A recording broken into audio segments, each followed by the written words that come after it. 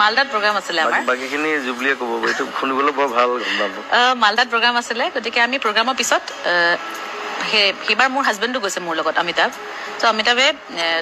অমিতাভে অকণ আঁকা মেলা কৰে যদিও মানে কোনো প্ৰফেচনেল ট্ৰেইন নহয় বহুত ধুনীয়া একচুৱেলি বাই প্ৰফেচন ইণ্টেৰিয়ৰ ডিজাইনাৰ হয় কিন্তু তেনেকে গলিদাই খুব ভাল পায় অমিতাভৰ অঁকা মেলা তো